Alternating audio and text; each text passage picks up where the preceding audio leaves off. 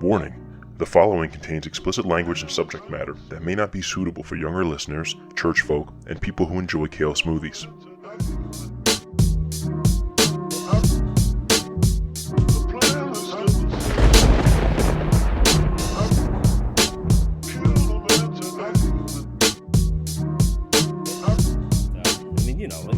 We all work in construction, we all work in a job site, and it's some wild shit, you know. Right. But let me do my intro real quick. So how you want to keep this? Profanity down, or we can just talk? You can say whatever the fuck you want. Say what the fuck I want to There say. are no censors. Let them fly, buddy. All right. All right. Ladies and gentlemen, welcome back to APodAmongstMen. I'm your host, Steve B., and this is Coffee Break Conversations for the 21st Century. I'm joined today by two of my coworkers, fellow union brothers, Ben P. and James B. James B., a.k.a. Big Perm. There you go. What's up, fellas? Yeah, not too much. How's it going? Going pretty good. What's up, Steve? I'm here in Somerville. Don't know where I'm at, but I'm good. Nice, quiet neighborhood. I like that. I need to get away for a little while. I'm here. You remember Mike? Michael who? Mike, he's a Jersey City guy. He worked for Power for a while. I think I know him, yeah. He came out to do the show a couple times, and the first time he came over to the house, he was like, "Yeah, I don't know where I am, bro. Like, I'm cool. Just like come knocking on the door. I don't want people to get the wrong idea." It's like, relax, buddy. It's not that kind of place. All right? I know. When I was driving up here, I was like, Ben's kind of quiet over here. I was about to get out the car, let him be in the drive. I was about to say, yo, I'm pull over. I'm going to let you get in the driver's seat. I was like, yo, Ben, he had a problem with it. He said he didn't want to drive. He had a what? Yeah, what you had? my gut feeling was telling me don't drive today because I don't know why. Maybe something in the air. I said if I get on 78, then we're both getting jammed up. Yeah, you didn't get that shit straightened out at the DMV, right? No, that's a. We could spend a whole nother podcast on that. Yeah. No, you know how many times they got me on 78 in the past like 15 years going up and down that road. Like they've got me so many times for like all number of things. Yeah, we passed 3 state troopers, so. Oh yeah, they're out there. Yeah, They out there. You got to know the spots though. yeah. They out there. They were squatting too. Oh yeah, They was right there. They're squatting. on a Sunday for sure. At the end of the month. They was squatting. I don't even know if that's true. That whole quota theory, that rumor, that urban legend. They say at the end of the month they got to meet their quotas for tickets. Oh, that's true. Is that true? Oh yeah, that's true. I gotta ask some of the cops because they always that's like That's true. asking an Italian and he's like, what's going on? Is the mob real? Like, yeah, the mob's made up. It doesn't exist. You know what I mean? Yeah. Oh, what do you ticket quota? Yeah, Nah. sure. Yeah. That's You believe everything you hear? That's not a myth. That's true. They get you. They'll write you a ticket just on spite. I'm surprised they didn't write me one because I ain't had my seatbelt on, but he ain't see me. Yeah. I was like, damn, hope he didn't see me. That seatbelt one's usually like a throwaway one where it's like if they're gonna let you off on something bigger, then they'll just you didn't have your seatbelt on. I'm wearing it right now. I said you didn't have your seatbelt on. I got you, sir. That's fair. All right, so you guys both we're all electricians here. We all work for the same company in the same union. Now, Perm, like I told you before, that day when we were having lunch, it was you, the three of us in June. I was saying you were one of the guys I've actually known for the longest time because I've worked with you on the very first job where I ever worked at. I was totally green. Yes. That was like 15 years ago. I know. You came a long way, Steve. Yeah. You came a long way. Bullshit a lot of people. You came a long way, buddy. Because you had no clue what you was doing when you first got there. Still don't. Had no clue. But I know you got with Power. You got with them, and they kept you. They kept you around for a long time. Long ass time. Long time. I think is that the only company you've been with? It's the only one. Only one? Only one, man. Wow. Let me ask you, how long you been in the local? How long have you been doing electrical work? I've been doing this since 96. 24 years. 24 years. God damn. And here's Ben. 96. Yeah. Here's Ben, the next generation. I'm just getting started. I've got 4 years in. 4 years. I remember 4 years in. Like that's the part where you're starting to realize how much shit is out there that you don't even know. It's like Oh, I yeah. know how much I don't know. Yeah, You know what I mean? The first couple years, I was just I didn't know anything about electrical work. I never touched it a day in my life. So I was you don't even know anything. Now 4 years in, it's okay. I've learned a lot, but I'm nowhere close to knowing even some of the basic stuff. It's wild. That's like the point in your career where they can still trick you on like going to look for material that doesn't exist, like made up names. In order for you to make it and learn this business, like I told him when he was working with me first time, I said, look, I know this already. I've been doing it for a long time already. Get your ass on that ladder and get in there and get it done. Get your hands dirty. Yeah. Get your hands dirty. Because you ain't going to know just watching me do it, and you're not going to register to you in your head. You got to do it. You got to get your hands in there and do it yourself. Because watching me, it's not going to help you. Yeah, and you got to learn from your own mistakes. If you're just watching somebody who knows how to do it already, they're not going to make the mistakes. You're not going to pick up on it. You're not going to. That's true. Yeah, you're dealing with somebody who already knows the ins and outs. They're just going to make it look easy. Then you Right. try it, and then you just skip the step, and next thing you know, you got to take the whole shit apart.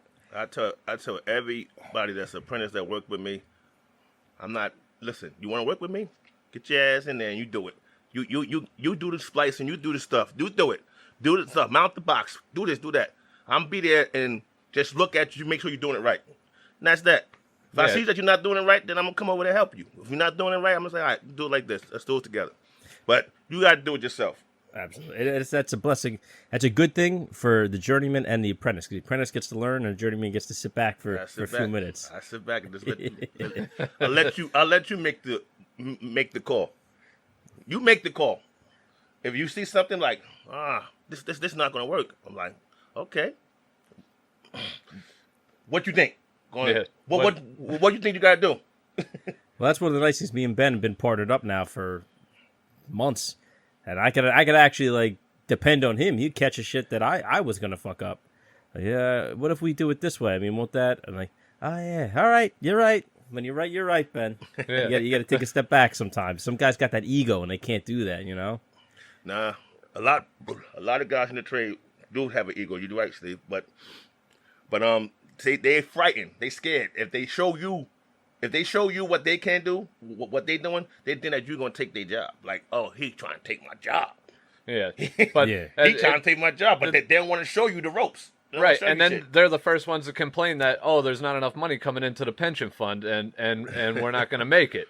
But if you don't teach the younger guys and the generation coming up, then yeah, they're not going to be any money in the pension fund. Well, it's just the same guys who want to bitch. Right. This new generation of apprentices, they don't know how to work. They don't want to work. These guys, and it's like at the same time, you don't want to show them and teach them anything. Like, what do you expect? Of course, you're gonna break people's motivation like that.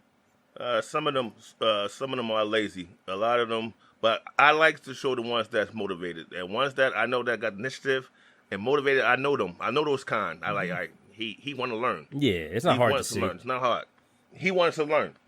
Yeah, if you're willing to get busy with it and get in there, then they should Keep going. they should give you a shot at least. If you're just wasting time, jerking around, then it's easy to see how a journeyman could say, okay, this is a waste of time. I'll do it myself. This guy's actually slowing me down. Well, yeah, we all know those apprentices who just want to fuck around all day. Yeah. They just like every chance they get, they take. Now listen, I'm guilty of this shit myself. Like taking the phone out, and take a look real quick.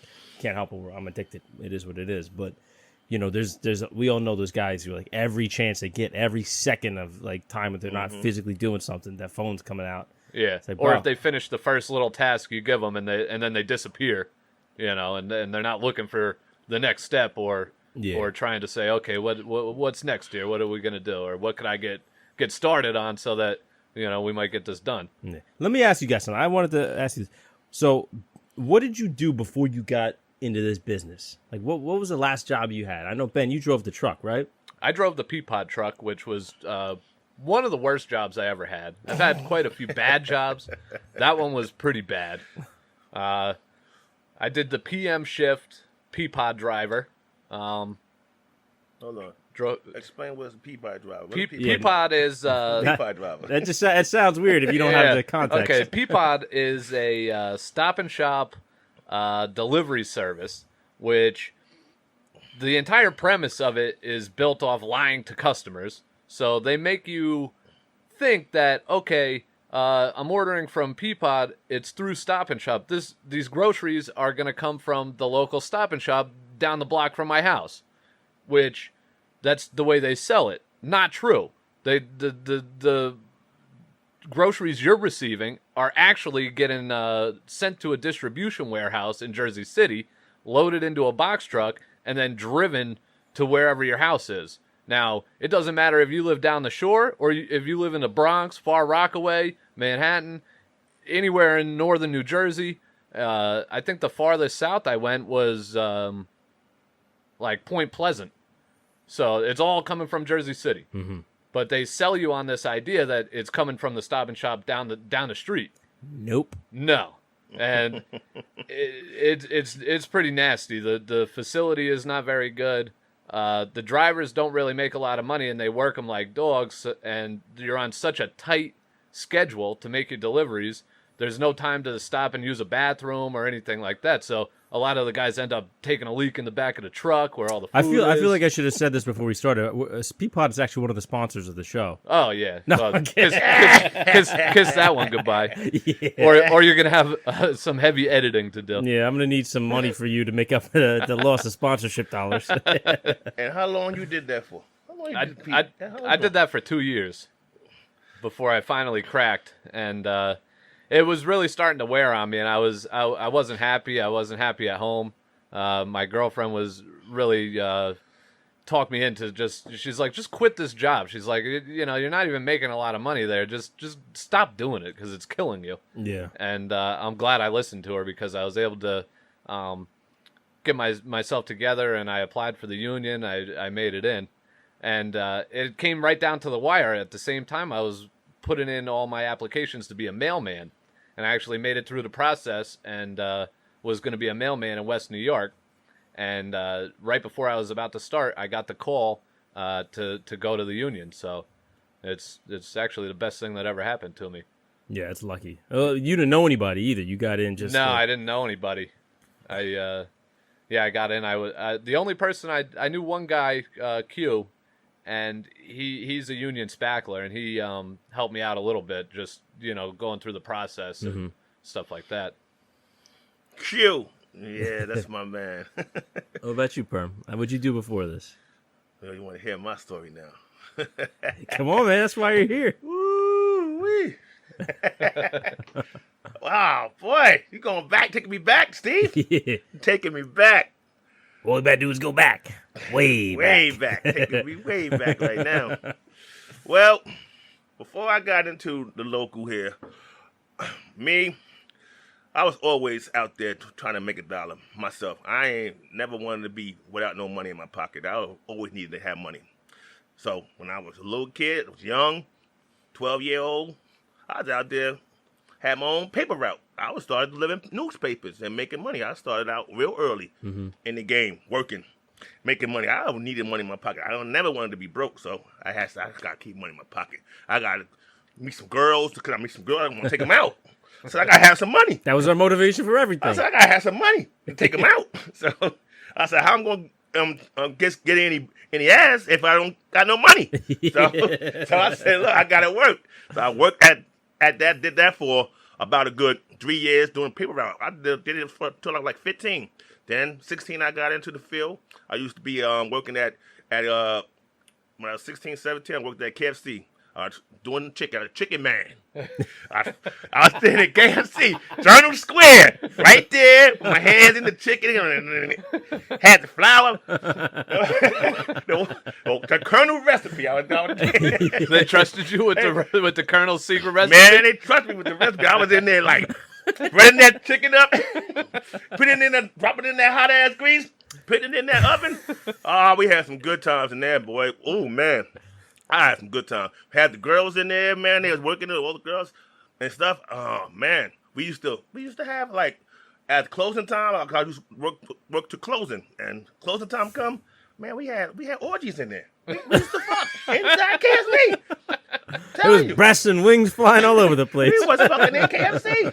It was like after work, we closed that motherfucking gate down, closed it up. We was back there, still in there till like 1 o'clock. 1 o'clock in the morning. Oh my God. Still in there. Talking, laughing, drinking, having fun. Just perfecting the Colonel's recipe. Man, that was an excellent job when I was like 17 years old. Excellent. I loved that job. I loved that. It was the best job out there. I said, damn, KFC. I was like, and then dude had fired me from that job though. He fired me because I called out on a hot day. It was like about a good 90-degree day. I didn't want to be in the kitchen, so I said, damn. I called out. And I went to the movies. And don't you know that the damn supervisor was in the damn movies that I went to? And he said, you supposed to be at work. I said, no, I called out. He said, so I come back to work the next time. They said, we got to let you go. You fired. I said, fired for what? Because you ain't come to work. You were scheduled to work. And you called out. I was like, oh, man. You were at the movie, too. That was funny. I was at the movies. I said, I saw him. I said, damn. I said, what the hell you doing here? Do you remember what movie that was? That seems like one you'd never forget. Ah, man. What movie got you fired? I don't even remember the movie, man, because I just couldn't believe he was actually in the movie theater. Incidentally, it was Kentucky Fried Movie. That was crazy, man. I was like, oh, man. I said, okay. They fired me. I said, I left. So when I graduated out of high school, turned 18, I graduated. You ready for another one? I went to, I got both of you. and then as soon as I graduated high school, Here we go. Drink up, fellas. Need the opener? this was a good job, though, housing authority. I went and worked for housing authority. I was a painter for housing authority in the apprenticeship program. From 89, I worked there until like 94. I quit. I ain't quit, but they downsized the fucking program and wanted me to go work the grounds, be a groundsman, and like clean up the trash out the projects and pick up trash. I said, nah, I ain't pick up no fuck. I said, I'm not picking up no trash. Nah, I'm not doing that. You already talked to? It's the chicken man here. I'm not picking up no trash. No, I'm not picking up no garbage. I'm not doing that. So I told them they wanted to downsize me and give me less pay. So I said, nah, I'm not going with no less pay. So I said no. But the housing authority was also a fucking fuck-fetch job too. I was into some really on the sex jobs. I had sex on the job. I couldn't believe that. I got into these things. I was on the sex jobs. So you were getting paid. So I was getting paid. We used to do all the empty apartments in the projects. When they kick people out, we used to paint them up, get them ready for new tenants, and paint them. So we used to go in there and paint all the apartments and get them all ready for new tenants to come in and move in. Did you have to do the whole city, or were you just in charge of one building? All the projects, all of them. Oh, so you got to move all. So you were going from the woods, Kelly Woods, Montgomery, Booker T, down to Duncan, all of everywhere. them. All them projects we did, we was in them. So it was a girl painters, and it was a girl painter, and she was nice. She was cool, nice looking. So I told my man, I said, look, with 3 of us in the apartment. I said, look, be gone. I said, go. I said, leave the apartment for about. Because the foreman was gone. He used to bounce on Friday. I knew he wasn't going to be around, so he wasn't going to come around. I said, leave for 2 hours. Don't come back to this apartment for 2 hours. Come back then. Go do something else. Go somewhere. So he left out and went somewhere, and then we laid down that motherfucking. The tarp? We laid down the top. The drop cloth. Drop cloth. Laid down the drop cloth. And drop down. Drop down. And then it was on and popping. God damn. It was on and popping. We had a good time all the time. We used to do that mostly all the time. I used to tell my man to get in and go. Leave. Come back. and he left. And I used to have fun in that. That was an excellent job. I told you, that was another good pussy job. 2 of them I had right there. Now, this is true. I got into all this stuff like that. And even with electrician now, being an electrician in a union, I even got pussy on a job being an electrician. That happens. There was jobs that guys, they bring like hookers to the job. And you see like, what was it, 77 Hudson? You weren't there, right? Nope. 77 Hudson, they were having like, I don't know, it was like a Christmas party or something. And you see there's like a long line of guys waiting to go into like, they had like an office kind of thing. What the fuck's everybody here? It's like, oh, so they got a chick in there. It's like, are you fucking kidding me? You want to be like 19th in line for that? Yeah. Like, come on, man. And You're making good money. Get your own. Yeah. Jesus So Christ. before I became a union electrician, I also had another job. This was the other job. I used to deliver for Cunningham Graphics. That's a paper industry. I used to deliver. I used to drive a van and go to New York, make deliveries, drop off stuff, and it was a paper company. But I left them. That job sucked. I left them. Yeah, Horrible. Driving jobs suck. That driving job was horrible because that New York traffic was terrible. Horrible. I did that for about a year. I left them alone. I left that. Then I did security. When I did security, I worked in Hoboken. I had the booth. I worked security job overnight. I did the security overnight. Got pussy on that job. I said, damn, another pussy job. I said, oh my God. I went to a party here in Jersey City. I met this older chick. Now tell me, I was only 24 years old. This chick was about 48. She's an older chick. And I'm dancing with her on the dance floor at Sacred Heart, right here in Jersey City. Went to a old timers party. Hold on, make sure you talk into the mic. I went to an old timers party. Okay. What do you mean old timers party? Old timers was like, it was one. I actually got invited by my aunt. She told me to come to this party. She said, "Come to the party," and she told me to come. It's like what's the Mason dance? One of them One of those old like secret society places. Yeah, a Mason dance party, and it was in Sacred Heart. So I met this lady there, and I was dancing with her on the dance floor. She lived in Irvington, and I met her. We changed numbers and everything, and we was talking and stuff. So this is what she did. So one day, I'll never forget this one. One day I'm at the booth, in my security booth. I get a phone call from her. She said, "Hey, what's up? What are you doing?" I said, I'm at work right now. I'm doing a security gig right here in Hoboken. She said, "Oh, I want to see you." I said, "Okay, you're going to have to come to the job." So you got to come to my job. You want to see me? So I can't leave the booth. I said, "I can't leave right now." So she said, "Yeah, I'm going to come see you." And I remember the time she came too. I was from 11 to 7. And it was just me in the booth by myself. So I made sure I did my rounds. She said, I'm going to come see you around about 1 o'clock. I said, "Okay." So I did my rounds. I made sure I got my rounds done. I did my little walking around Hoboken, that chemical plant, did my rounds, did that. And she showed up too. And guess what she came there with? Yeah, I guess how this girl came to the job. Edible underwear. Came to the job. She came to my job with a trench coat on. Wow. With no drawers. With just motherfucking her bra and panty set. Bra and panties under there. She came to the job. This is how she came. She came in. And I'll never forget because I was watching Apollo. I was watching Apollo. The thing. From Rocky? No. That The moon? No, the thing that come on Apollo 13? No. With Tom Hanks? No. The Apollo. That like Live at the Apollo. Live at the Apollo. Oh. Yeah. Yeah, Live at the Apollo. I was watching that on my little TV I had in the booth. I was watching that. Then I saw her pull up. I said, "Okay." She pulled up to the booth. I said, "All right, come on in." I told her to come in. She parked her car right there. Boom. I said, I see my booth was set up like this. I had another section where you go into the other side of the booth. It was like double booth. I go another section. So she told me, "Get the chair." This older lady she was nice, man.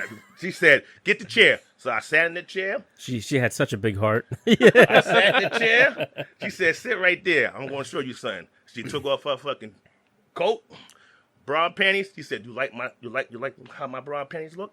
I said, "Hell yeah." I said, "Oh yeah." I said, looking real sexy on you, girl."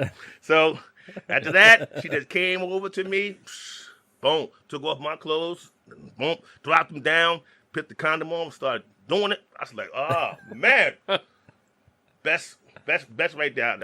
That girl was one time only. I never saw a lady ever again. Ever again. Never saw her ever again. You really make me feel like I had all the wrong jobs my whole life. I'm telling you, man. How many more? Or you went to your wrong aunt's parties? Yeah. Man, I should have been much closer to my family, bro. I can't believe how my life was though, man. I had a lot of jobs that I got pussy on the job. This no lie. I had so many jobs like that. The closest thing I had like that was when I was a lifeguard.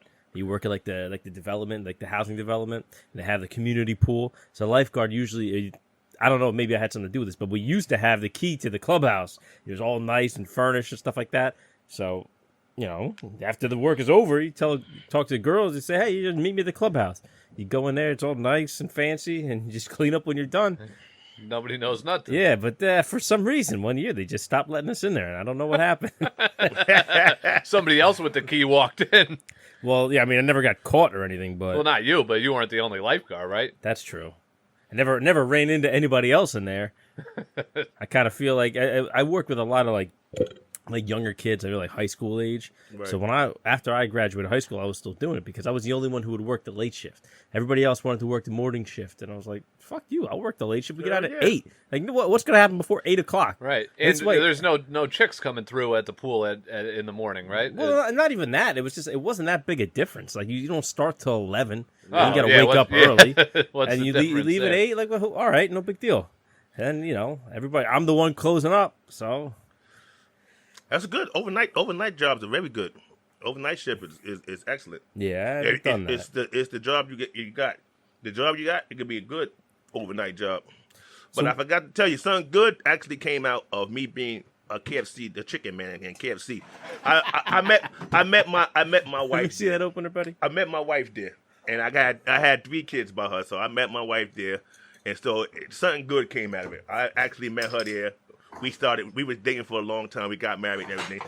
Now, you know, I'm divorced now, but still I met her at KFC. Yeah, and you got beautiful kids too. And we so- got 3 kids. Well, out that's of what it. matters. I met her there. And junk. So that's the only thing that came Thanks out to of that was the good. Colonel's secret recipe. There you go. Herbs and spices, baby. That was when it was real chicken being made at KFC Yeah. back then. Now they doing processed chicken now. They not doing it real no So more. the way they do it at Crown Frieds is still like they were doing it at KFC Yes, when you Crown- were working there. Yes, Crown. It's the same way. Yes, Crown's chicken is real chicken. Right. At least the Crown's on Communipaw is the one that were- Popeyes is real chicken. KFC, not real. Yeah. Don't eat that chicken no more. It's not real. What about the crispy Colonel sandwich with the pickle? That's good. But that's I'll make an exception for that one too. But don't get the bucket. Nah, don't get the bucket of chicken. Nah, it's not a real chicken no more. I don't know, real fake. It still tastes pretty good. I'm not gonna lie to you. It's not the same because you tasted it back then, and Well, I think you were tasting a little something else back then. That's, that you had a flavor for. That's you're not tasting when you're having KFC now. I felt. But I'll tell you a story. I felt really bad about people. It was a real busy day. It was crowded as hell, and I'm holding a big tray of chicken and trying to put it up to the on the thing to put it into the heater so they could serve it. Man, it was a line out there like crazy, crowded as hell. I dropped the whole fucking tray. I dropped that shit on the floor. I dropped it. So I had to pick it up real quick. I couldn't believe it. Those motherfuckers ate that shit too. They served it to them. And they ate They it. still put it out. They still put it out there. They said that shit gotta go out. Yeah, you can have It a gotta riot. go out. It gotta go out because these people wait for their food. Pick that shit up and give it to them and put it out. I picked it up and put it out. Oh my god. I sat there in the back. I was in the back just laughing. I said, "Them motherfuckers eat that shit on the floor. They don't even know it." They took that shit home. I guess I should have said the KFC is one of my sponsors too. I was laughing. I said, "I can't believe they eating that shit." But you know what I'm saying? That's what happened to fast food. You'll never know. You never know. You never fucking know. You know, Tell you. listen. Yeah. They say like Well, we you- say you never know. We could just assume, and it's probably not far from the truth. Yeah, You know I would what say mean? assume the worst going into it. Yeah. And anything else that happens, you're getting a win there. Because they can't see you back there doing No. making that chicken in the back. They Well, can't see you. when I was working on West Side Avenue, we used to go to Burger King every once in a while for lunch on a Friday. And that Burger King at Hudson Mall is so fucked up that when it was raining, you could see the rain coming through the ceiling, and they put the cups, like the big soda cups, catching all the rain. So if I could see that, I know the kitchen's probably not up to snuff. But I had a coupon for an original chicken, so kind of go in and out. What am I not going to use it? You had to use your coupon. It's like, I won't use this damn coupon. It's close to the job. Keep going. So you remember when you first got in the local, your first day on the job? Maybe not first day, but like your first week, like when you first start working, like all the shit you're just like, it's almost like like a shock, like a culture shock kind of thing, where it's like, Jesus Christ, this is what these guys really do? Because my first day, you know who they partnered me up with? Louis Martinez. Luis Martinez? That was my first partner, my first journeyman. Okay. So I just remember, like, first the first thing was like seeing the guys like smoking weed on the job. Like, there was like Sonny used to always smoke weed on the job. Sonny? Yeah. He caught me off guard with that shit. But the guys pissing in the bottles and stuff like that. Like, it was just like, I mean, it makes sense. I just felt like a little kid, like, you know what I mean? You remember? You remember my man jerking off in the Porta John? Which one? Who was that? Who was that? Oh yeah. Was in the Porta John jerking off. They said he was in the one the convertible. The Yeah, one he had that the one where you see. He was jerking off in the jerking one with off no lid? with no Yeah. lid. Yeah, then took it over the one with no lid. Somebody came to the bathroom and said, "Oh shit!" It was a calm guy. It was like, "Oh shit." That's buddy, right? That's They're like yeah, related They're family, somehow. right? Yeah. Cousins or something. Uh-huh. Yeah. I know his son. I don't know the old man. I know his son. Yeah, but he was on the job before you. Hey, Yeah, I worked with him on West Side too. He before he got deployed, he was actually a year ahead of me, and now I'm a year ahead of him because he went overseas. He was in the military. Yeah, he's in National Guard. Yeah, everybody was calling him Porta John. Porta John ain't calling him jerk off Porta John Angel. Everybody was calling him names on the job. He's like, I wasn't in there doing that. I did. And my man said, you weren't in there doing that. See, that's go ahead. What do you need to be doing that in the Porta John? I just don't get it. At least go in like the real shit house, the one that's got a door and a door roof. and a roof. Yeah. I mean, come on, man. If you're gonna handle your business, at least give it a little dignity. He went right in the one with no lid, right on the floor.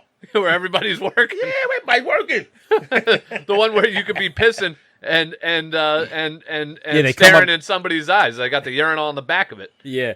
Well, it's like if you're sitting there on the bowl, like trying to take a shit, and they have like the pisser in the back. Here's somebody pissing. It feels like you're getting pissed on. Yeah. Jesus Christ. I don't like that one. That one right and there. I don't like it at all. Like, this must be what prison is like. I don't know. I used to hate using the Porta Johns, and now I can't. Like, my body, you know how your body gets on that schedule? Now, like, every day, as soon as we get in, we unlock the gang box. I'm like, Ben, I gotta go take a shit, buddy.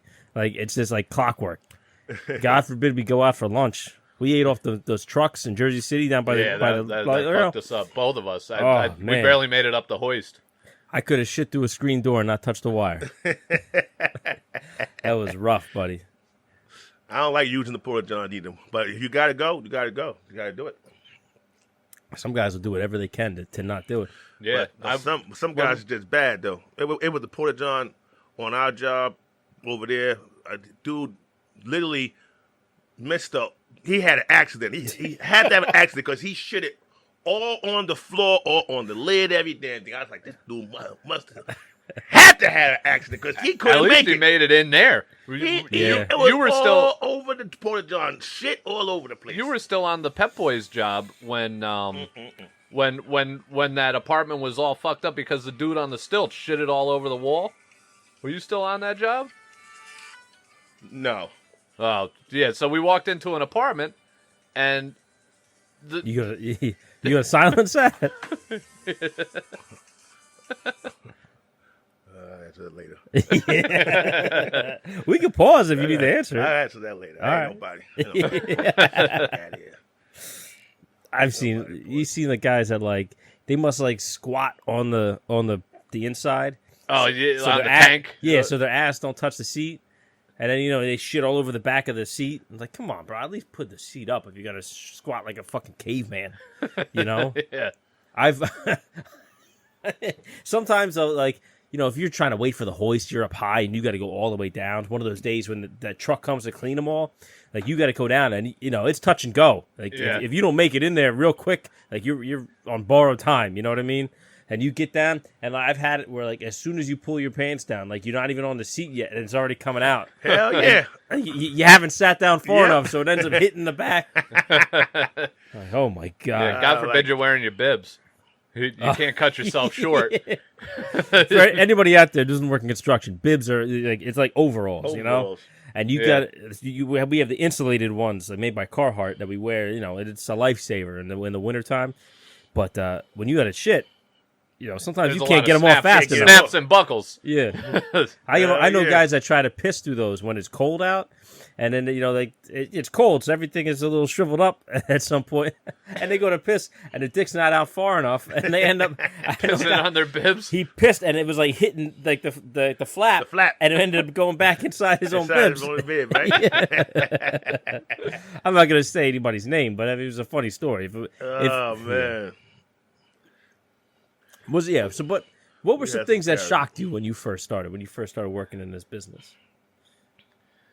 When I first started in this business, which there was this guy, his name was Angel. He was a brickie, rest in peace, no longer with us. But he was a nut job, and he was running the saw, the big wet saw. So if they're cutting 8-inch cinder blocks on a wet saw, for anybody who doesn't know. There's water spraying everywhere. There's dust. It's a horrible job. It's loud, and you're cutting for like 8 hours a day. So this guy would... Hang on. Pause. We're gonna pause. Let him talk.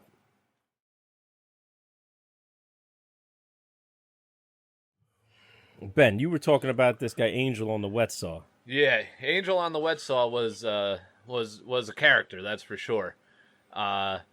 So he would run this saw for 8 hours a day, and he wouldn't wear any eye protection. He wouldn't wear earplugs. It was a nut job. The guy passed away, really. Yeah. So at the end of every day, he'd be covered in all this stuff, like just spraying off the saw. So instead of maybe bringing a towel or a change of a shirt or something, maybe a water bottle, he would dip his hands into the water reserve of the wet saw. Like that big 50-gallon drum? No, the one he didn't even have that because it was hooked up to a hose. So Oh, like in the saw, that little in reservoir? the saw, the little reservoir, and he would wash his face with that. Ugh. So this is like, you're talking 8 hours worth of concrete dust just grinding into your skin. And I don't know how he thought that was like cleaning him off, but he would. That's what he did. He also was late to work one day, and this guy was never late. I'll say that. He was a maniac, but he was always on time. we went up to him and said, "Hey, Angel, you were running late. Everything good? What's happening?" He's like, "Yeah, I robbed a bank." And we were like, "What?" Like we thought the guy was fucking around. He was not fucking around. He robbed a bank. He did? And showed up to work. And Wow. that was his alibi. He ended up getting jammed up. And yeah, he had a court date and everything. He OD'd before it went down. Holy shit, man. Yeah, he was a maniac. That guy lived hard. Live Yeah. hard. Yeah, he had like 14 kids. Damn. Whoa. Wrap it up, man. Yeah. God damn. That was and that was the first job I was ever on. I talking to some of these other guys in another trade or something, or it just that was a wild one. I also saw another brickie fall off the scaffolding. I was probably on the job for about a month. He fell off the 4th story scaffolding onto a pallet of bricks and just like completely destroyed his back. But he lived, though. He lived, yeah. Luckily, the ambulance came and picked him up. And I was like, oh, man, at the time in school, we were learning all about OSHA. I was like, oh, God, OSHA's going to come to the job. We never saw a single person. There was just another brickie. Yeah. So You remember, Perm, when we were doing that job in Riverwalk in West New York?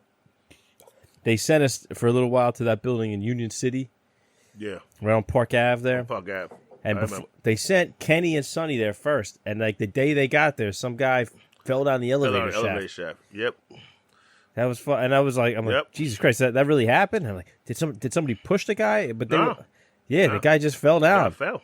And they were saying that they were working near the shaft, and they saw him after he fell. They're like, that fucking guy's dead, bro. He was terrible. Yeah. He was. Well, how high up was he? It's only an 8-story building, but I mean, you fall down You all only 8 stories. need 2. I think 2 stories, you're going down pretty hard. He was done. Yeah, man. He was done. He was done. That's one of the things we really never we take it for granted that it's actually very dangerous every day. We're numb to it in a sense that it's you think it's not going to happen to me. You know, I've been on a few jobs when guys died. Mm-hmm. Yeah, where you're thinking, it's not a big deal because you're there every day. You see it all the time. You get complacent. And Well, we were doing 70 Columbus, and that was where the tape measure fell. Yep. I guess one of the glaziers had the tape measure, and something happened. Either it wasn't tied off, or it wasn't supposed to be that close to the edge, but it fell off from the roof. Yeah. Came all the way down, Yep. hit the side of the building, and kind of like ricocheted off. And hit a delivery driver who was outside the building, and I don't think he had a hard hat on, and it fucking hit him right in the head. Yeah, that one was on the news and everything. Yeah, he right? died on the way to the hospital. Yeah. And I was working with Marco at the time. We were just shaking out, bus duct pieces all throughout the building. You would think they shut the job down. OSHA shows up. Nothing. They ain't shut nothing down. Nothing. They ain't shut nothing down. I was on that job. I ain't shut nothing. Well, they didn't even shut the jobs down when the planes hit the Twin Towers. Well, they had to eventually. But when they were They hitting didn't them, want to, They yeah. didn't want to, right? They said, keep roughing. They were calling. Make sure the men are working. Are you fucking serious, bro? We're under attack. Yeah. But I I got know a front row view of the towers going down, and it's I can focus on pulling a home run to your outlet. Everybody left the job I was on. We all left. As soon as it happened, we left. where were you working? I was working in West Orange over there, doing a building over there, a hotel in West Orange. I was working over there for Enterprise. That's who I was working with when that happened. As soon as the thing hit, our foreman said, "Done. Everybody go home. Everybody go home." We left the job. Ain't nobody stayed on that job. We all left. I remember talking to Elio. He was saying he was working in Hoboken at the time, and they were just they watched it happen. And the boss is calling up, make sure everybody's away from the windows. Away from the windows. We should be fucking going home Going now. home. Out of the building. Yeah. Should be going home. Well, you're right though. It's crazy how much we underestimate how dangerous the job is. Think of all the time, think of all the opportunities you have to get fucking legitimately hurt. Yeah. Whether you're just getting on top. I've seen guys fall asleep on top of the ladder. Yep. You don't have to fall very far. No. There was a guy that fell off the loading dock in Hoboken a couple years ago when they were doing the Berkshire. Guy went to lean back on the railing and he fell. He fell over the railing, landed on his neck or something, and he died in the hospital. Jesus And the guy had a couple weeks left to retire. Yeah. It's horrible. Yeah, and some of the time it's not even that you're doing anything wrong. Yeah. It's just crazy shit like It's that. crazy, man. Just heat. You're tired. I know. I should know. I couldn't believe it though. I was ready on that for job. Old man. I couldn't believe the old man. Old man Dirt. I'll call him Old DB. Old dirty bastard. Old man Dirt. His ass I was up on the 48th floor in that building, and he caught me, closed my eyes on a bucket, and went to sleep for about good. He said I was sleeping for 15 minutes. No, it wasn't no 15 minutes. It was 3 o'clock. I'm like, what the hell are you doing up here at 3 o'clock? And I sat down because it was hot. I was doing heat pumps. I was running up and down. I said, man, I'm tired. I just went to sleep. He said, he caught me. He said, God damn, Perm, Bobby. Oh, man. Yeah, he been sleeping for 15 minutes. You let him sleep that long? I saw him. I was like, Dirk, you lying. And then he had me on a fucking layoff after that too. He's fucked up, man. That He's fucked motherfucker up. laid me off for that shit too. He had laid me off. But now to this day, me and him cool now. I see him now on the job. He's working now. Now you know how it feels to be working now, don't you? See, Yeah. you're getting your hands dirty now. I don't think I could ever be cool with him again.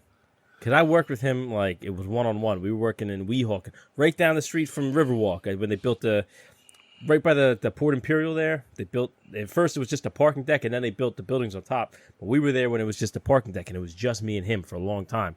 And at first, everything was cool. Like, it got along, no problem. But I topped out on that job.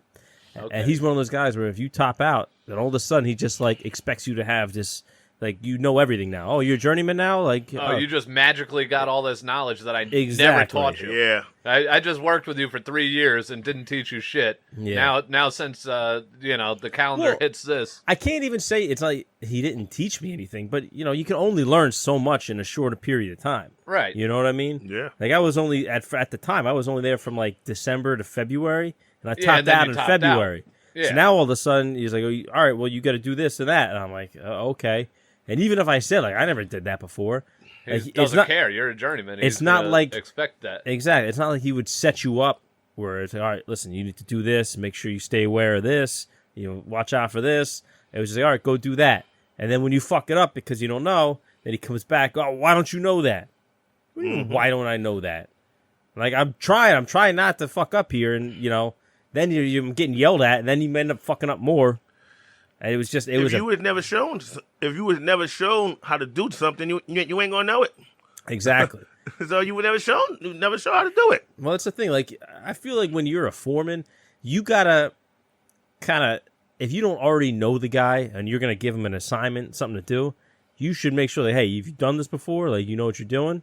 And if they say yes, okay, then that's one thing. Right. Then you hold them to it. Exactly. It's like, well, why did you say you know how to do it then? Because if they fuck it up, he's like, well, you told me you knew how to do it. Yeah. Whereas if you ask them and they say, oh, I've never done it, then you know. It's like, all right, well, let me show you how to make sure you know how to do it. Right. Or I'll partner you up with a guy for a day. Get your Exactly. feet wet, then now you're taking this on. that and never then if happens, you fuck, though. yeah, but then if you fuck it up, it's, you know. Yeah. But it's like they don't set, it's either you know something or you don't. And if you don't know it, they're not going to give you a chance to learn it. You know what I mean? Right. Then you're on the next layoff out of there. And that was my problem with that guy. Thank God I was able to get transferred. But that was rough, man. That was some of the roughest time I've ever had working. You know, I was there till like middle of the summer, and that was just like when you wake up every day, you just dread going to work. Like, I don't want to fucking go and work for this fucking asshole. You know, like it just makes you hate life. Right. Yeah. You know, that was the worst. But I mean, I'm sure listen, I definitely fucked up. Like, there's no way around it. There's some stuff where he came back and said, why'd you do this? And I was like, I don't know. That's like one of those situations where being creative gets you in trouble. You know, it's like, oh, I came up with a way to make it work. It's like, yeah, but that's never going to pass inspection. I was just thinking outside the box. No, you got to think inside the fucking box. Like, there's rules here. But Oh boy, I don't understand why that guy's still working. Really don't. He needs to just go Just ahead. retire already, right? Yeah. Retire. there's a lot of guys like that that just don't want to stop working. Yeah. Just retire, They're man. losing money by working. Yeah. Fucking You know? poor Ray. He's been working his whole life, and he's still working. Like, oh, you should retire. Yeah. Like, you did your time, man. Like, Hey, did your time. Relax, man. Go ahead. and that's a guy who I wish never had to retire because I would love to work for him. Right. Oh, Nice but it's- guy. Very Yeah. cool. Ray's a good guy. Ray's a good guy. But he's got a lot of hobbies that he could retire and enjoy. Yeah. You know, he loves to ride his bike. He's not one of those guys that lives to work. Yeah. He does stuff outside of the job. Them two, Ray and Dirt, they love this damn industry. They love it. They don't want to go. If they feel like if they retire, they think something going to happen to them being at home. Well, no, And so, but that happens. There's those guys. As soon as they stop moving, you know, all of a sudden everything just falls apart. Like they're Yeah, afraid the of that. The health goes out the window. Yeah. The whole thing. I mean, I think there's something to be said for that because there's plenty of guys that they just, as soon as they stop working, they just sitting home, not Yeah. doing anything, they fucking die.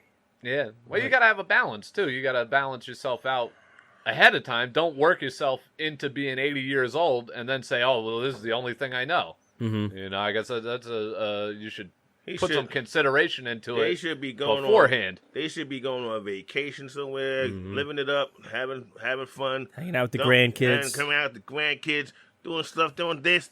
Go away and do stuff and Yeah. stay active and do things. You don't gotta be at work. You Yeah. don't gotta be at work. Let's get to the point where like Dirt, he's only working 4 days a week. So why don't you just fucking stop working, dude? 4 days a week. Like, come on. Just leave it alone. Do you remember, like, who's the funniest fucking guy that you've ever worked with?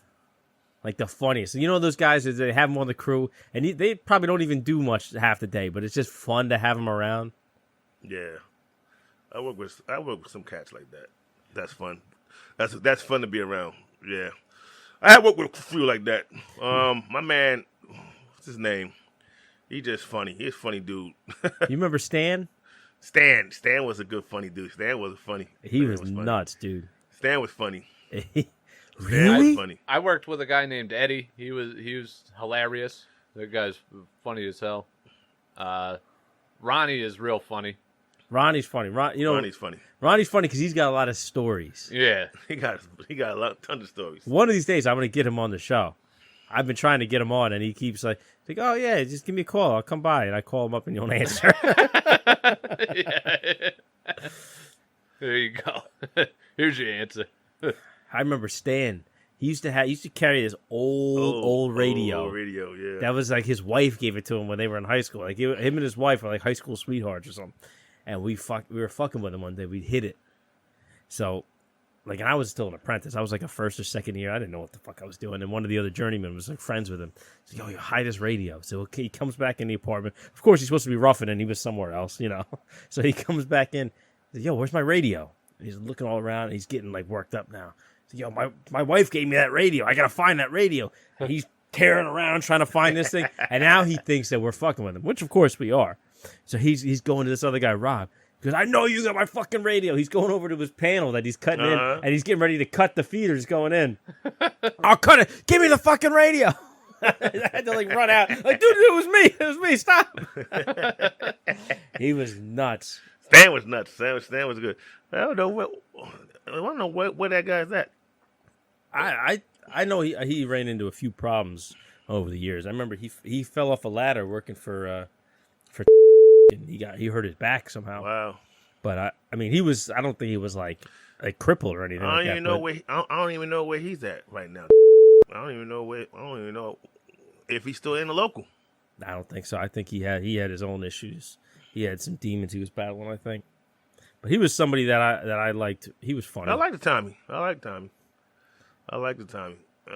see him. Honestly, I see him no more. I haven't heard from him in a minute. Long time. But I know some guys, I can't understand some of these guys that's in the industry. How the hell you could pull BX with no gloves? I don't understand how you do it. I don't understand how these guys be pulling this BX with no gloves on. And that's my man, does it all day. AJ. Fucking AJ pulls his wire with no gloves on. And then he eats his break sandwich with his hands filthy like that. So how the hell you gonna eat your sandwich and your hands are filthy as hell? Do you think he's washing his hands every time he uses the bathroom? His hands are as black as this skull. Yeah. And he's eating the fucking Taylor ham, mac and cheese. Taylor ham, mac and cheese. Maybe he's accustomed to the extra seasoning. We love you, AJ, but you gotta wash your fucking hands and put some gloves on, wash your too. head. You gotta put some gloves on and pull a damn You got a BX, baby. man. You got a baby to hold now. You got to. AJ. For anybody out there who's unfamiliar with what BX is armored electrical cable. And what it is, it's got like a silver armor on it, so obviously it doesn't get messed up. And when you pull it, when you touch it, it's like a grease, like a coating that's on it to keep it from rusting. And, you touch it 3-4 times and your hands just turn black. The grease just accumulates real quick. And, you have to wear gloves with that. If you don't, it's all over your hands. It's going to take 2 days for it to come off your hands. It gets in the little cracks and creases of your fingerprints. It's terrible. Your CSI investigator's dream. I will not touch the wire without no gloves. I will not. Like me and Ben are doing roughing hallways right now. So I mean, here and there, you got to pull something real quick. It's one wire, grab it, okay, and then you. Yeah, you can wipe it off. But we're not pulling apartments. We're not. We're not blowing through 5 reels in 20 minutes. What I like to do, I like to take a big swig of water, fill my cheeks up, and then just kind of like squirt it out. But I squirt it down like it's a faucet, and I wash my hands like that. Yeah. Old man Igor taught me that. Oh boy, This guy Igor. I don't know if you know him, but I know Igor. he was funny. So he was I from know Igor. Igor's from Latvia, I believe. Yeah, And I know Igor. he He's was- funny. He's a funny Russian dude. Was he But an that's electrical engineer? he's not in Russian. Latvia, He not or- Russian? No, he's not right. He's from Latvia, but his wife is Russian, and he lived in Russia for a while. Okay. So, like, I worked with him for a while. Me and him did all the bus stock at the one job we did in Hoboken. And, you get to know somebody. You talk to them for a while. You're sitting down having coffee with him every day.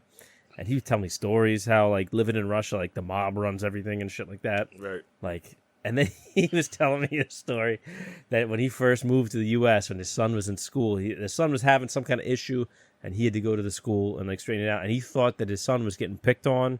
And he started freaking out, and he's like yelling, I'll kill you all. And he's like freaking out. And it turns out that it was like something else. Like his son had like done something wrong, and he was in the wrong. And then he had to take his son out of the school. He never went back to again. He switched schools after that. Isn't that the same guy you said he had to leave? Right? You were telling me a story one time we were working. The guy was like, "Oh, I have to leave here because I'll kill you." Oh. So we were cutting in the feeder cables. We were doing the meter banks. Uh-huh. So Forza was there. They were pouring the self-leveling on the floors in the hallway. But it just so happened that they're on the floors that we're working in. And we can't, like, get to the rooms before they pour it. So he goes in one room, and he's working in there, like, all day. He doesn't even leave. And they poured the floor outside while he was in there. So he goes to leave the floor, and he had to make footprints in the wet self-leveling. So the guy, Bobby, that was like one of their supers, he comes in, "Oh, what the fuck? You messed up my floor." And he goes, "I'm sorry, you guys locked me in there. You What am I locked me supposed to into do?" the room. Give me a bridge. He's, "I'm sorry." And the guy's, "Oh, well, fuck, you're sorry." And it's like, So then he was just kind of like, and he just walked away. And I was working on the floor above him. So he comes up, and I was the straw boss for Elio at the time. This is what he says: "Hey, Steve, I think I must leave. This guy downstairs, he do the concrete on the floor. And he's yelling, he's saying, 'Fuck you,' and I probably will kill him, but I must go." That's like, whoa, wait a minute. You gonna leave? This is Well, a what lot to guy? take in right now. Yeah, I'm like, slow down. Let me see if I can We process this. We went from concrete, now I'm going to kill you, and we got to go. Wow. But he was one of those guys. He was like a big guy. He looked old, but he was strong as shit. Because we were doing the feeder cables together. We were doing the bus stuck together. I worked with him for a while. And he was a strong-ass dude. And he looked like an old man. But he was big. That fucking Russian strength. Mm-hmm. That Eastern European fucking fighting bear strength. Who else was some crazy guys that we worked with? I worked with a lot of crazy people. You remember... Were you with us? You worked at 70 Columbus, right? You were on the roughing crew there. Yeah, I was over there. You remember every day, at the end of the day, we're getting ready to pack up, and Al would play that one same song.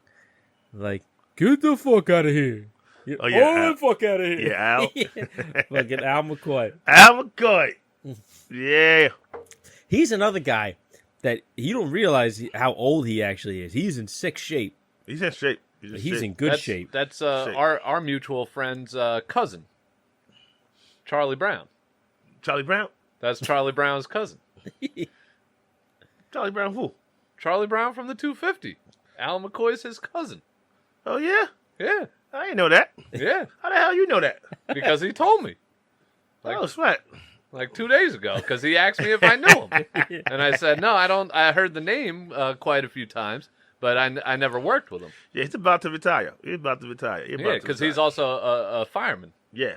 Yeah, I know yeah, that. I know that. That's Charlie Brown's cousin. I was Shit. more impressed with the fact that he knew somebody named Charlie Brown. Charlie Brown's a funny dude, man. That's a funny character right there, Charlie Brown. Yeah. He's a funny dude right there.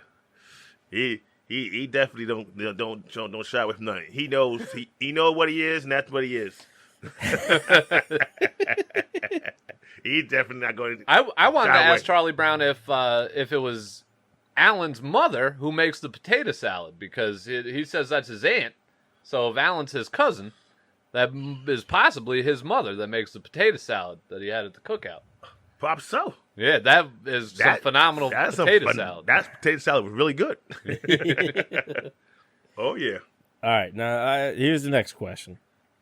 Out of the whole job site, all the trades that work on the job, who do you think, who's the biggest divas? Like, what trade? Like Elevator guys. The elevator guys?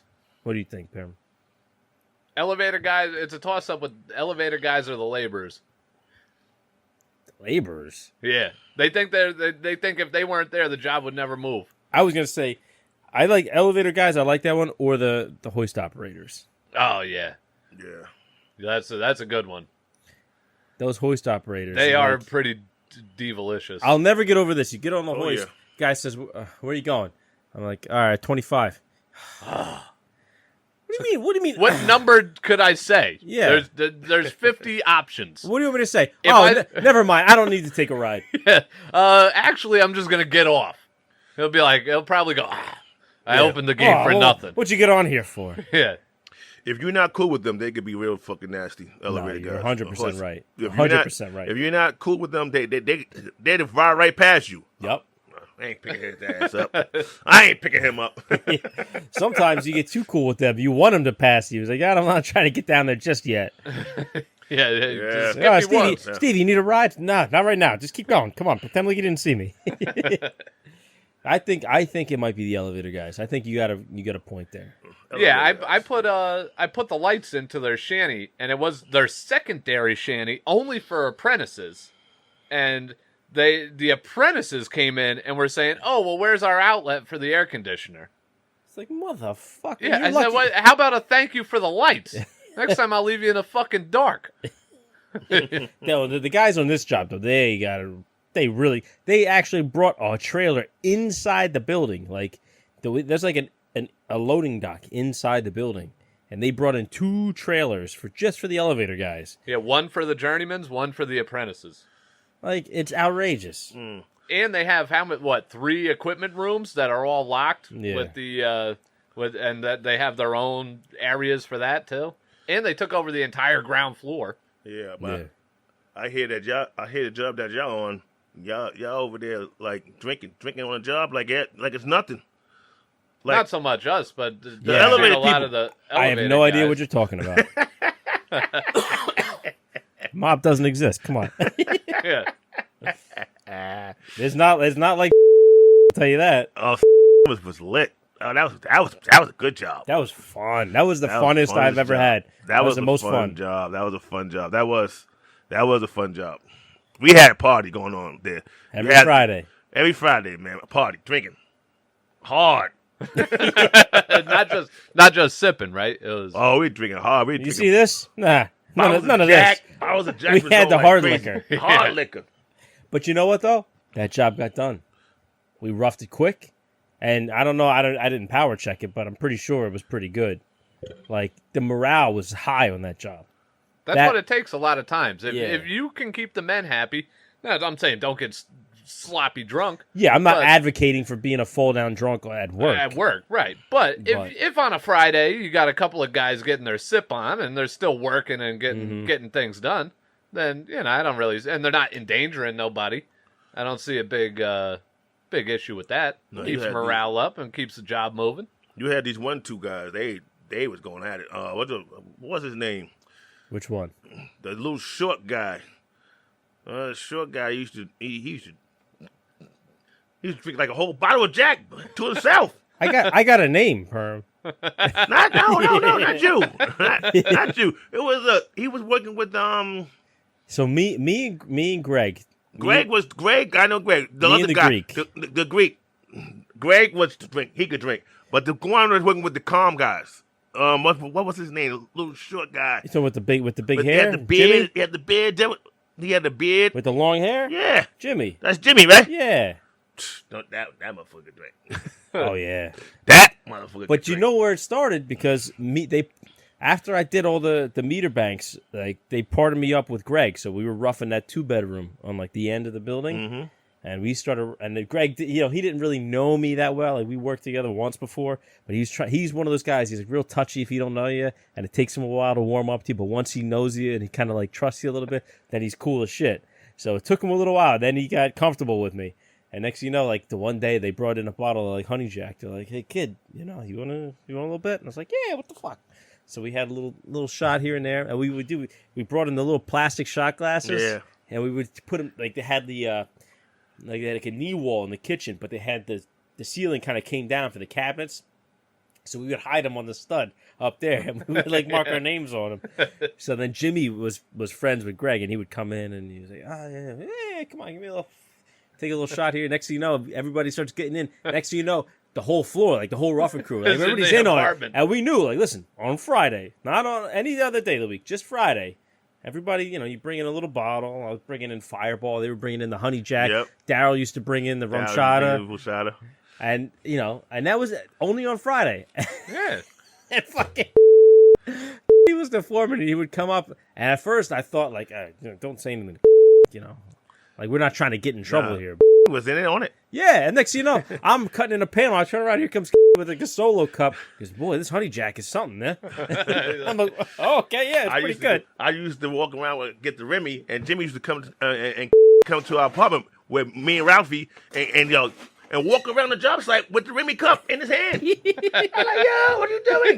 Just walking by. He's just walking with the cup. You remember was the sub foreman there? Yeah. And he would just walk. I got no control here. The one day it was like me and Al. We were going back and forth because he used to do the calisthenics every day at break and lunchtime. You pass me the little mule near there. Thank you. Are you ready for another one, or you need a sec? Take your time. Take your time. I got plenty. You could give it to me. All right. But Perm, were you still when you got into the business? Were they still sending apprentices out for ice at coffee break, or was that on its way out then? Nah, that was on its way out. Nah, I lost that privilege. Yeah, and the 7-hour workday. Oh yeah, that was all done, right? That was all done. Yeah. I was certainly gone when I got in. I'll tell you that. That was done. Lost all that. That was gone. Now it's very, very rare that you get a good job. When you get on a good job and you get a bunch of guys that get together and work good, and you get the morale, and then you would get a drinking job going on. That's rare. The way we had it that job, rare. That almost never happens. Don't always happen too much, but you could get it like that. And you tell the foreman, and the foreman is cool, you can get it going on. Yeah. But no, I mean, for real. Oh, drinking aside, I know to people who are not familiar with our line of work, it sounds a little fucking crazy.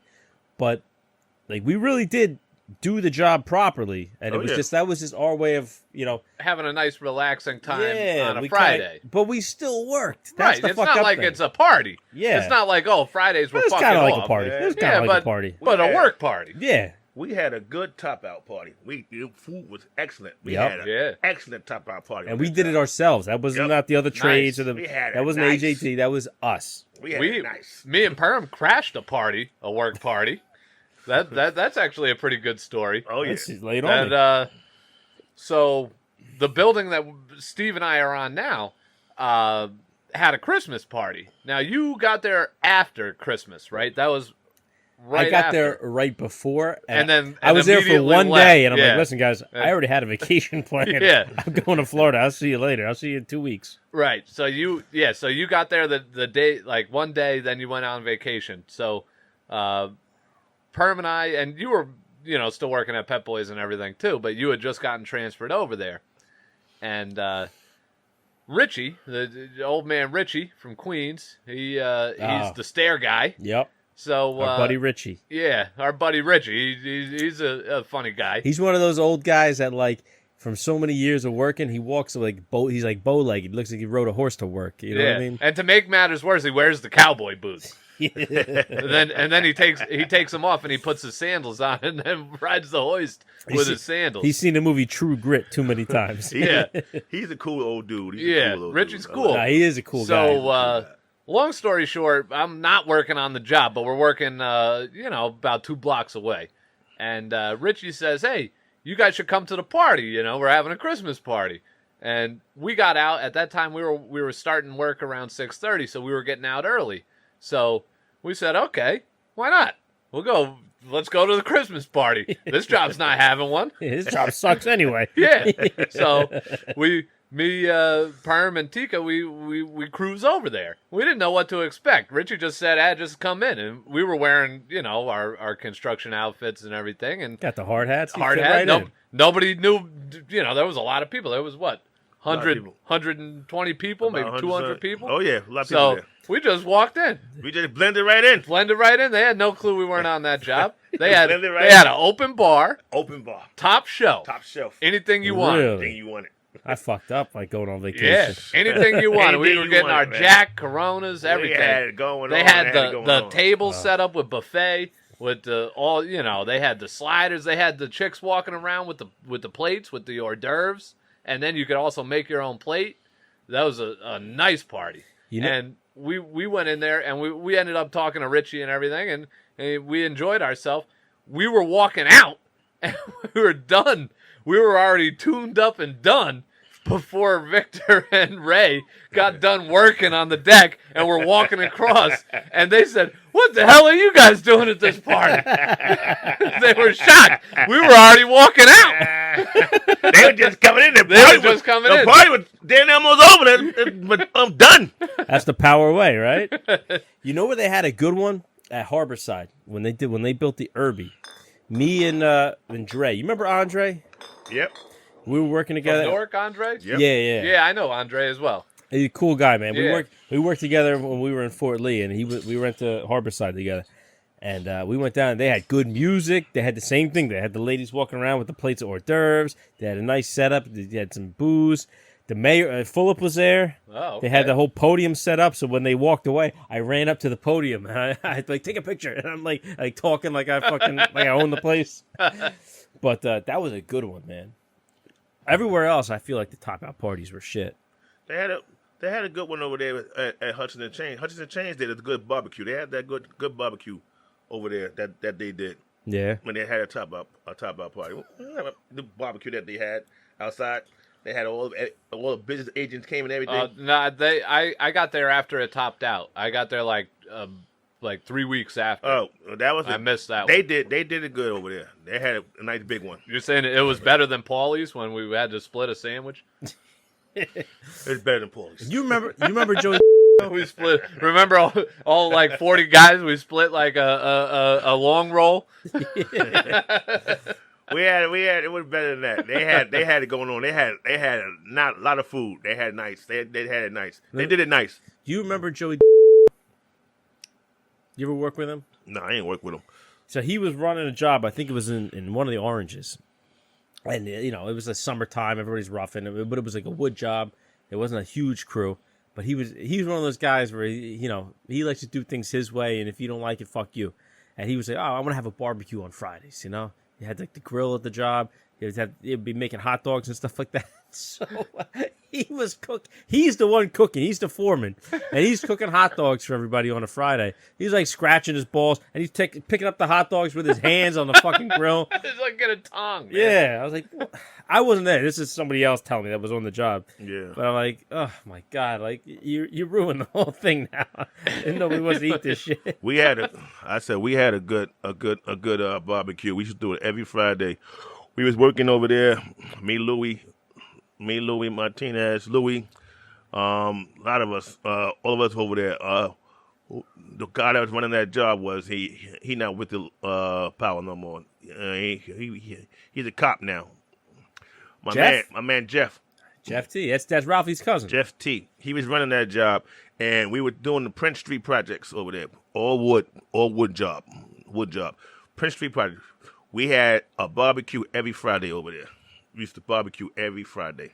How was it working for Jeff? Because I like Jeff him as was a nice. journeyman. Jeff was cool. Jeff was a good guy to work for. Jeff was cool. He let us barbecue, and it was us and the pipe fitters. We got together, had drinks, had beers, and cook it up. We had good food every Friday. Oh, it was excellent. We had the laborers in there. Everybody was eating good. We had a nice good hour or something lunch, like hour and a half. We did it on lunchtime. We had a nice lunch. It was good. We got the work done though. Yeah. Everybody, the work was getting done, but we did that every Friday, and everybody enjoyed it. Everybody was in on it, and we had fun. That was a good job. That was a good job over there, Prince Street. That's something And, that I think a lot of people don't. A lot of foremen, guys in the companies don't take into account. Like when the morale is high, guys actually enjoy being at work. The work gets done. I feel like it gets done better. Yeah. You know what I mean? If you hate being there, you're gonna not give a shit if you know. You're gonna Am I do gonna the bare strap minimum. this correctly? Am I gonna really give a shit? We got those townhomes done over there in North. We was banging them out. We was knocking them out. We got that job done. That was a good job. Sometimes it goes left. We had a real nice time. What was that? Ronnie's birthday over at Pep Boys. Labor Ronnie. At his birthday. We were having a nice time. A couple drinks and everything. And it went a little bit left. One of the other laborers had a couple of shots too many, maybe. And he told me this story. He passed out. And he passed out in his apartment. He was supposed to be sweeping it up and cleaning it. And he went down. So he had his window duty to do. So he's, if anybody doesn't know, in a high rise, when the windows are in, everyone opens them. But they got to be closed every day. Mm-hmm. They can't leave them open. So the laborers will go in, they'll close all the windows in the whole building. So this guy was supposed to do that, but he's passed out. So we're like, oh man, what are we gonna do with him? So a couple of his sit him on a bucket somewhere. I don't know. Well, he was beyond that. So they put him in the buggy, and they put him in a garbage buggy, and they put some cardboard on top of him. They put him in the elevator. Nitro brought him down to the ground floor, and they brought him to the loading dock. I had to drive Tika's car out of the parking garage into the loading dock, and we threw him in a back seat. Oh, my God. And we took him out, because we got off before the laborers did on that job. That guy had to have been doing more than just drinking. Yeah, he was messed up, man. So we got him I got him like 3 blocks away from the job, and he was like, I got to get out of the car. And he was taking a leak on the wall. And we're like right down there by Exchange Place, Jersey City. It's like 3:00 in the afternoon.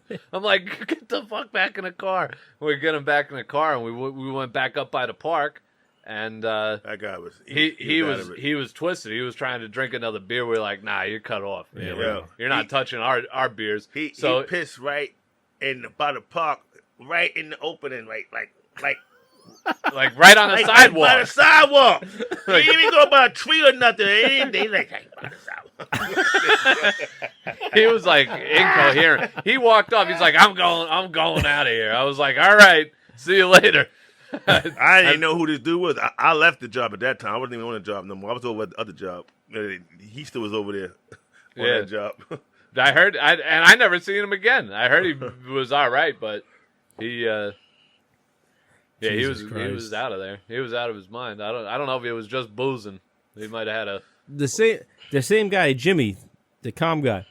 It was his birthday. They were drinking on the job, and they were just at I don't think they didn't have to twist his arm to give him a couple drinks, but I guess he had too much, and he was fucked up. He was fucked up, and they had to sit him. He was sitting on a bucket by the comm panel, which is real low, like it's barely off the ground really, and he's just sitting there leaning with his forehead up against the panel, sleeping.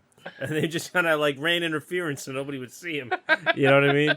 And then we were walking out to the parking lot at the end of the day, and he fucking tripped and fell and like smacked his face on the sidewalk. Oh my God. But he was one of those guys. He was crazy. He was a cool guy. I loved him. I love him. But he was a cool guy. He was a tough dude too. He was a good guy. Cool guy. He just kind of sat in his truck until he like sobered up. But that was rough, man.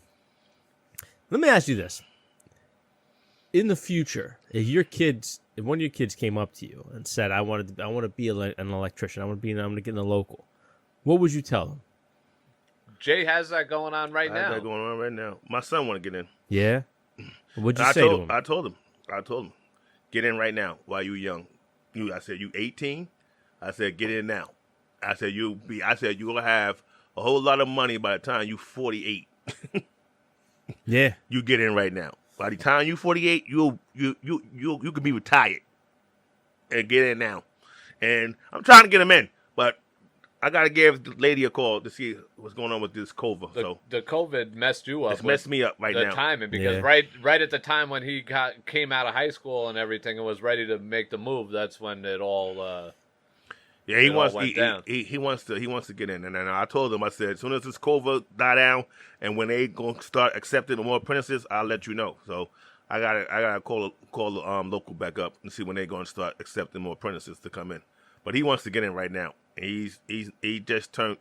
Matter of fact, he just turned 20. He's 20 years old now, so he want to get in. I said, get in while you're young. Yeah, I got in right after my 21st birthday. Get in when you're young. Get in when you're young, and you can make a whole lot of money. That's what he said. He said, Dad, I want to make some money like you. I said, get in now while you're young. Yeah. Well, I wish that I got in when I was younger, but I got in like 2 days after my 25th birthday. it's still not that bad. Which is not too bad. Yeah. I could retire with the full pop at like 56. Mm-hmm. So it's still pretty good. But that's the thing too. Even if you get in young, like when you hit that number at the doesn't end, mean you have to leave. Yeah, you can be like dirt and work till you're 80. But I mean, it's like even if you start young, it's not that you can leave earlier. It's just that you'll have more years working, Right, more years making money. Your pension you know what is I mean? going to be, you're going to rack up the credits. Yeah, but it's like with construction. I feel like we get looked down on by a lot of people. Like these construction workers, were like they're Well, one scumbags. thing that The that guys sucks- always whistling at chicks on the sidewalk and shit like that. Like that whole Yeah. stereotype. But if you think about all the guys we've worked with, I mean, I'm sure like us telling these stories now for the It's last not hour helping us. isn't really helping the case. But like you work with guys that are, they're solid dudes. Stand-up guys. They come and do their job. They know what they're doing. They're not dummies. Mm-hmm. You know what I mean? Yeah. I feel like we just get a bad rep. Yeah. Well, look at with the COVID going on, all the essential workers, right? Essential workers. Anytime you hear that, which is all well and good, I have a lot of respect for all of them, but we never missed a beat. Yeah. We've been working straight through. Well, some of us. Some of us, right? If Some you're- construction workers were shut down, but Yeah. Steve and I, we were fortunate enough to be on a site that was not shut down. We had the school on it and everything, but they don't mention us in any essential work. Yeah, nobody's thing, putting construction workers on the signs in the front lawn. But we're No. putting a lot of money into the tax revenue. No. If you get the pamphlets that's delivered to you by the that comes to your house. It's this book that comes to your house, electrical book. The paper.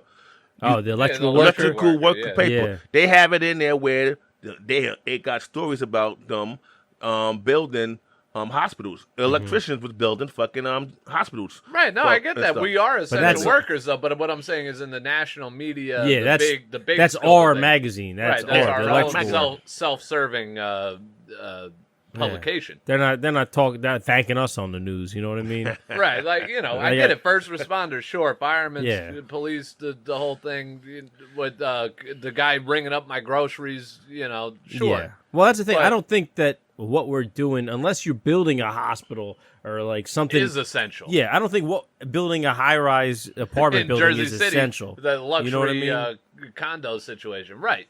But that's the thing, But because it's essential because we're putting tax revenue into the Yeah. system. and like I get it. Like I'm trust me, I'm very thankful that we were able to keep working.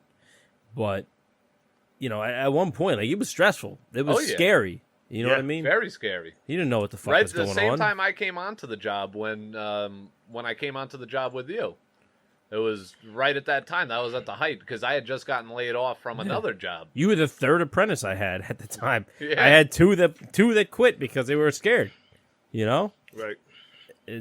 But I don't know. I just feel like people give construction and like trade workers a bad name when really, like, look at this. Do you have any college debt that you got to pay off right now? None. Nope. I ain't got none. And I think that's a huge thing. I got some college debt. You got some college debt? Oh yeah. Come on, the chicken man didn't pay it off already? I got some college debt. I got my daughter went to college for 4 years to Syracuse. I got some debt with her. Man, Right, but that's not you. Yeah, it's not yours. That's not your debt. You're in a position to pay off college for your kids. Yeah, that's a Yeah. beautiful thing. That Yeah. a lot of people can't be in that position. You're right. All right, so before we go any further, the last thing that I want to ask you guys: do you have any embarrassing stories from the job site? Like something you fucked up, something embarrassing happened to you, anything. Because I know me, like my embarrassing thing from the job is forgetting to lock the porta-john door. Because it's not like it happened to me once or twice. Like, it's happened time and time again. A few times. Where if you were like an observer, if you were somebody who was sent to spy on me, you would think I was doing it on purpose almost. You know what I mean? What is this guy, a pervert? Yeah, this guy's some kind of fucking sick exhibitionist. So why you don't lock the door behind you, man? You know, sometimes you gotta go, and you're thinking about getting, you know. Also, if you go, I gotta sit down. I gotta make the nest. I gotta, put the padding down inside so the water doesn't splash up my asshole. There's also guys like you taught me early in my career. Even if the green light is on, still knock. Open slowly. Well, no, I knock on green. You knock on green? I knock on green. Because too many times I've seen things I don't want to see ever again. You catch some old guy like wiping his ass. Yeah. This is not a good look. No, that one time it happened. That's why I knock on green. If I hear nothing, I'll proceed. There's nothing more disturbing than seeing an old guy look up like, huh? While he's bent over wiping his ass.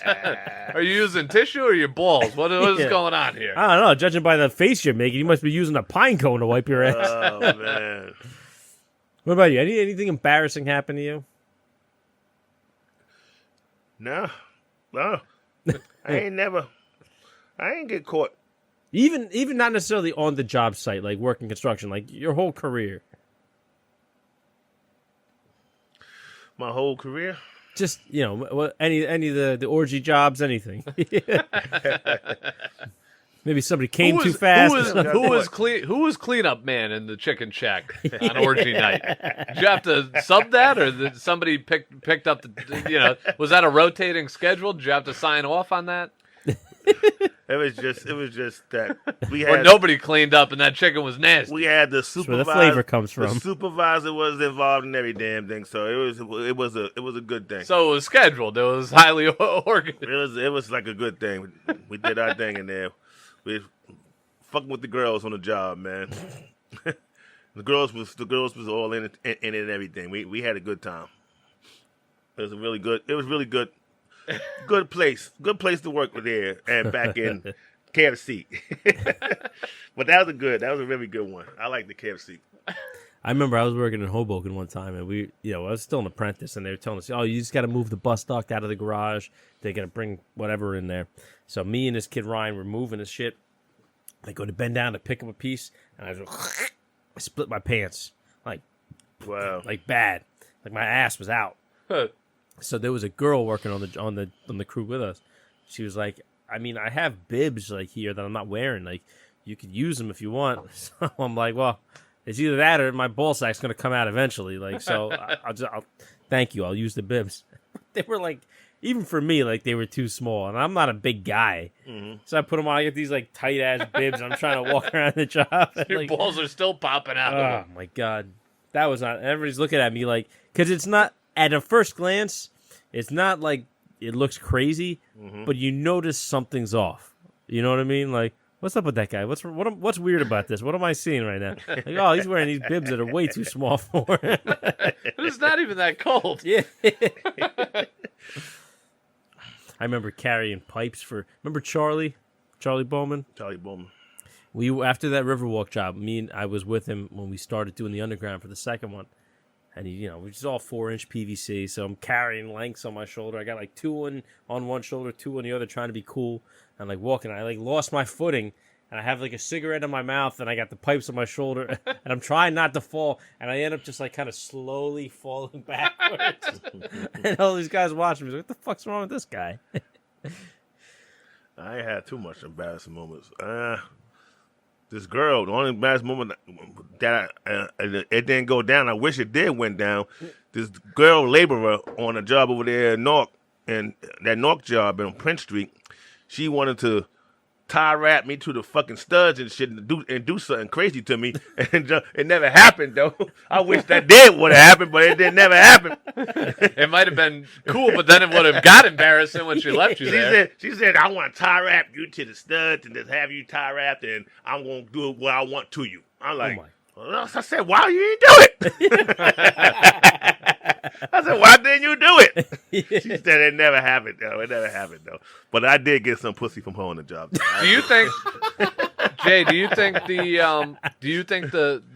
music that you play on the job is because of how much sex you got on the job?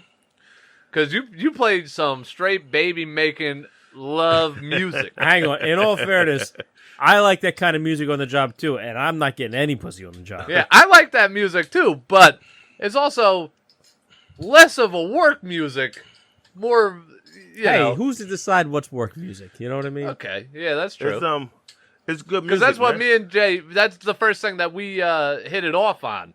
When I met him, when I got transferred onto that job, and I liked the music he was playing, and I started talking to him, and he's like, "Who the fuck is this guy?"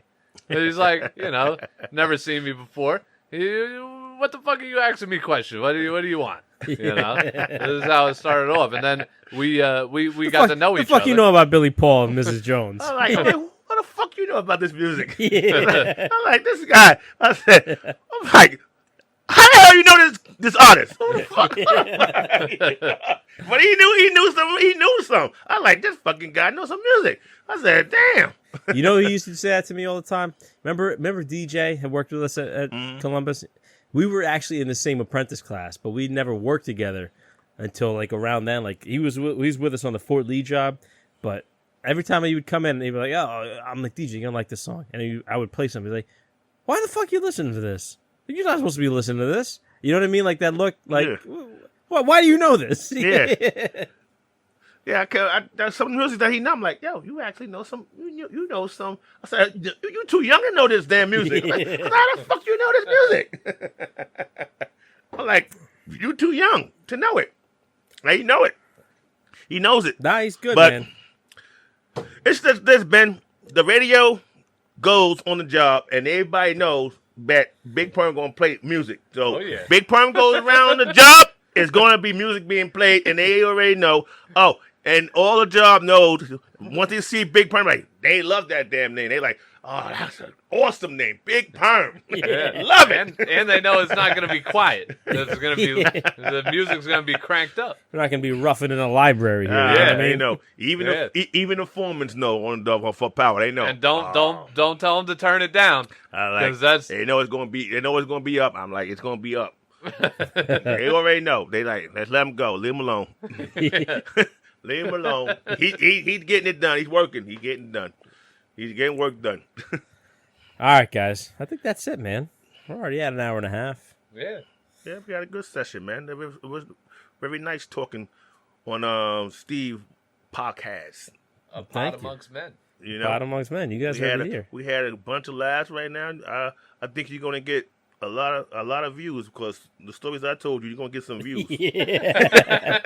Like my own personal Joey Diaz here. All right, you guys heard it here. Thank you for tuning in. If you're watching on YouTube, make sure you subscribe. Make sure you hit that like button. And if you're listening, make sure you follow us on Spotify, iTunes, all those places you get it. You know, you can download or stream the podcast. iTunes, Spotify, Google Play, Stitcher, SoundCloud, iHeartRadio, anywhere you get your podcasts, and watch the full video on YouTube. Follow us on Instagram and Twitter at APodAmongstMen. And for any long-form questions, send it to the email, apodamongstmen@gmail.com. Aside from that, you guys... Buy some stickers. Yeah, buy some fucking stickers. I put them, they're for sale. Support! Ben's got one. Perm's going to get one because he came in person, like a Brave. High quality like and a Cherokee nice. Brave. And that's it. Yeah, buy the stickers. Only $3. DM me on Instagram. I'll get them out to you ASAP. I sold a bunch already. Just show support. It's not that much to ask, guys. I don't have a Patreon. I'm not asking for $5 a month from you. Buy a sticker. That's it. And all right, that's it, guys. We'll see you next week. Peace. Peace.